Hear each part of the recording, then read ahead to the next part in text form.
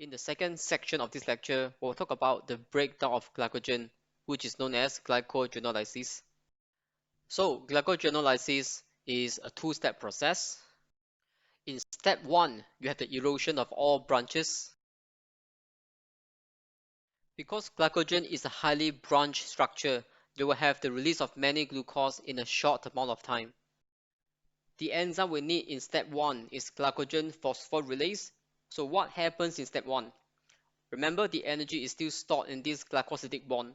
So by breaking this bond, it will provide us with the energy to add one phosphate group to carbon number 1, forming G1P. And this process is known as phosphorylysis.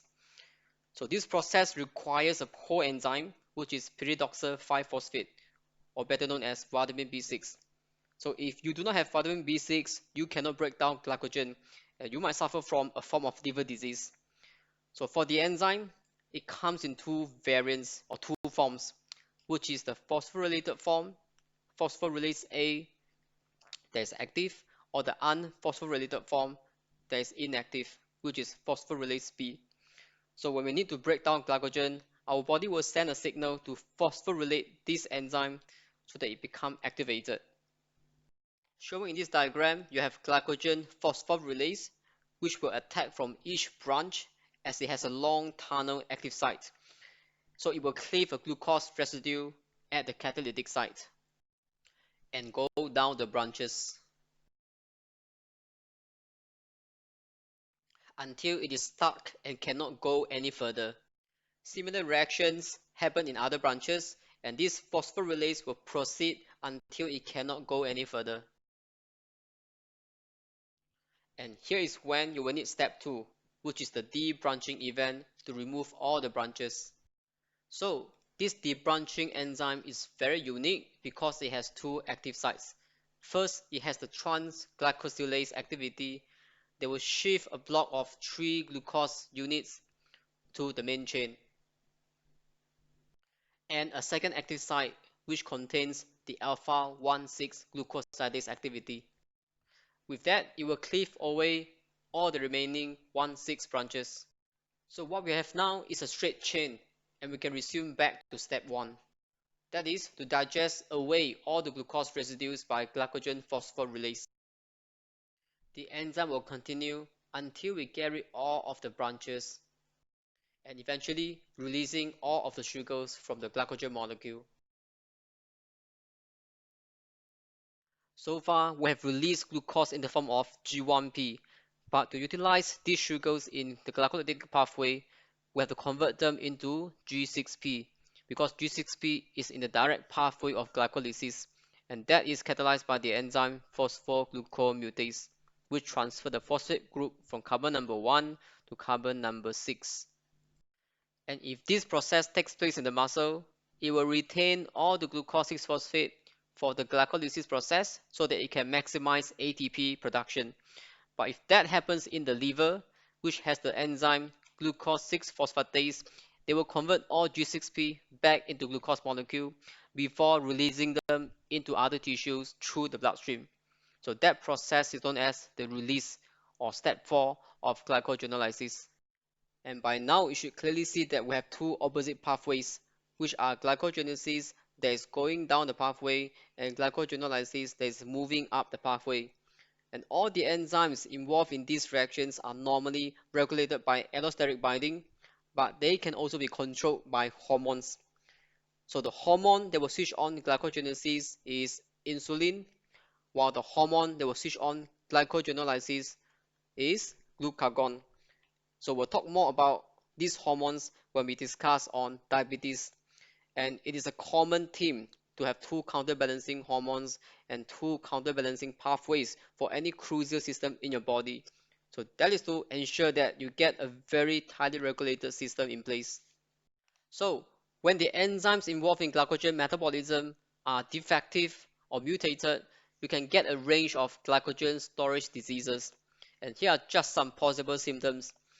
If you get muscle cramp, or if you feel weakness of muscle, even with very minimal exercise, you might be lack of glycogen, or your body could not break down the glycogen. And due to the lack of glycogen, you'll feel tired all the time, and hypoglycemia will happen when your blood sugar is lower than 4 millimolar. You may also have hepatomegaly. Hepa means liver, while mega means big, which means you have a swollen liver when your body can build up glycogen but they fail to break them down. And now we'll look at a few examples of glycogen storage diseases. Type 0 happens when you are lacking of glycogen synthase. As a consequence, you cannot make any glycogen, and therefore you will have fluctuating blood sugar level. For example, after you eat something, you will get hyperglycemia, as there's no way to convert those sugars in excess into glycogen. On the other hand, since you do not have glycogen, your blood sugar can drop very drastically in hectic physical exercise, resulting in hypoglycemia. Type 1 is von Gierke disease, which is glucose 6-phosphatase deficiency. So remember, this enzyme is needed in the conversion of G6P into glucose molecule. So that means you can make glycogen in the body, but you cannot break them back into glucose molecule. And the symptoms associated with the von Gierke's disease are hypoglycemia again and hepatomegaly. So you can actually use your logic to predict what kind of symptoms you will get by looking at the pathway. Okay, so for example, why are you getting hypoglycemia? Because there is a lack of glucose molecule. And why is it hepatomegaly? Because your body failed to break down glycogen totally. So that gets stuck and accumulated in your liver, leading into hepatomegaly. And for the rest of the GSDs, these are just for references. You don't really have to go for the details or memorize anything. Okay? So you have got type 3, the Cory's disease, type 4, the Anderson's disease,